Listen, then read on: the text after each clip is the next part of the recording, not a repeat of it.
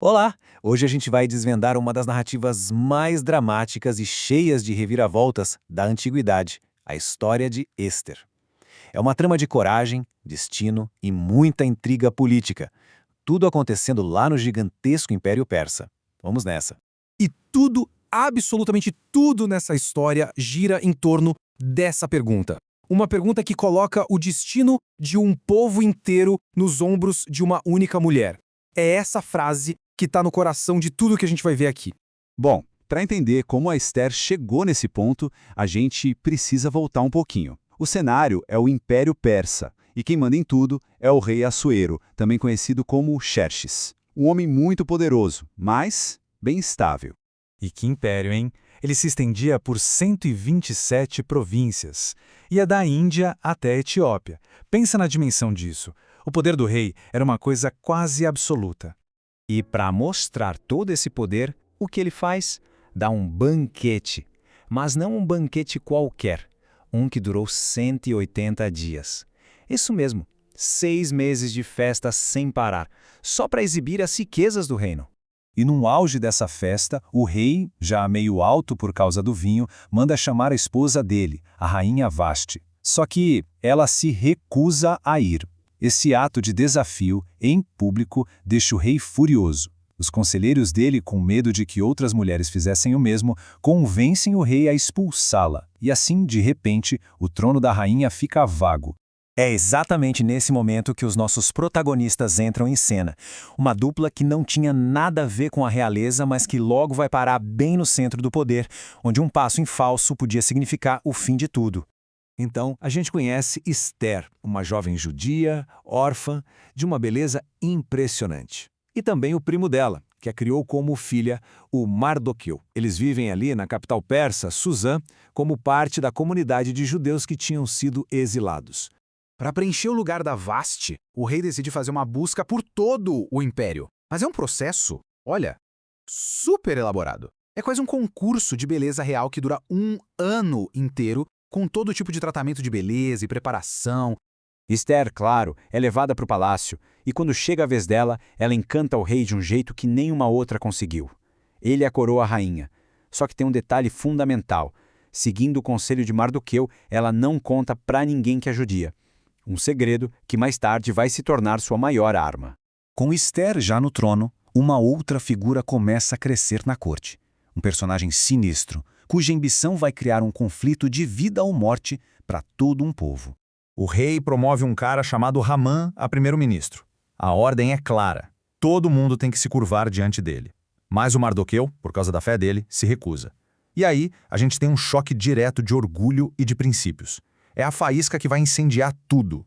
A recusa do Mardoqueu não é vista só como um insulto pessoal. A fúria do Amã é tão, mas tão desproporcional que ele decide que punir um homem só não é suficiente. Ele resolve que vai aniquilar o povo inteiro do Mardoqueu.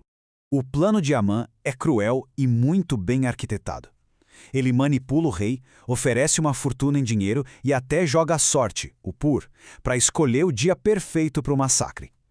Com o anel do rei em mãos, ele emite um decreto que não pode ser revogado. Num único dia, todos os judeus do império devem ser exterminados. A notícia do decreto se espalha como fogo, e a comunidade judaica entra em desespero total. E agora, todos os olhares se voltam para a única pessoa que talvez possa fazer alguma coisa, a rainha, cujo segredo ninguém conhecia. Mardoqueu manda um recado para Esther, implorando que ela fale com o rei. Só que o que ele está pedindo é basicamente uma missão suicida. A lei persa era muito clara. Qualquer um que chegasse perto do rei sem ser chamado era morto na hora, a não ser que o rei, por vontade própria, estendesse seu cetro de ouro.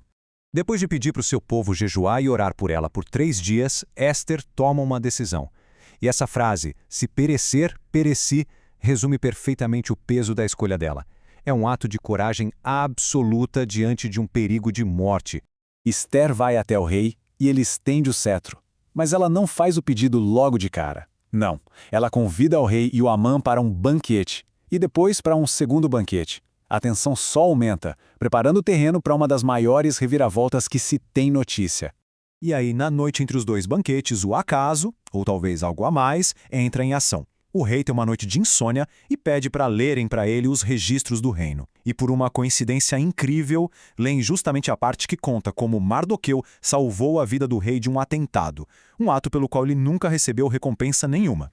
Agora se prepara para a maior ironia da história. O Haman chega no palácio bem cedinho, todo ansioso para pedir ao rei permissão para enforcar o Mardoqueu. Mas antes que ele possa abrir a boca, o rei pergunta: o que eu devo fazer para o homem que eu quero honrar? Haman, todo orgulhoso, achando que o rei está falando dele, descreve uma cerimônia espetacular só para ouvir o rei mandar ele fazer exatamente aquilo para o Mardoqueu. No segundo banquete, finalmente chega a hora da verdade. O rei pergunta de novo a Ester qual é o seu pedido.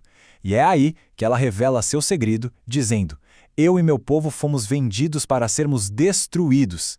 O rei, chocado, pergunta quem se atreveu a fazer uma coisa dessas. E ela aponta direto para o inimigo: este perverso Amã.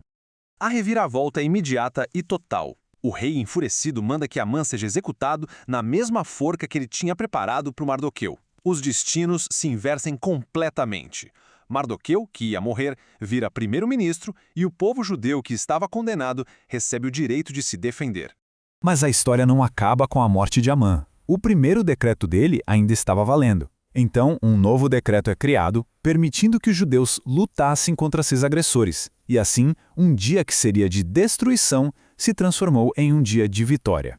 Para comemorar esse livramento, Mardoqueu e Ester criam uma festa anual chamada Purim. O nome vem de Pur, que é a palavra para as sortes que Amã lançou para escolher o dia do extermínio. Eles transformaram um símbolo de morte em uma celebração da vida. E assim a história de Ester continua viva. É uma narrativa que nos deixa com uma pergunta muito forte. Será que tudo isso foi guiado pela coragem de pessoas incríveis, por uma série de coincidências do destino, ou por uma mistura das duas coisas? A resposta talvez esteja na própria reflexão sobre a história.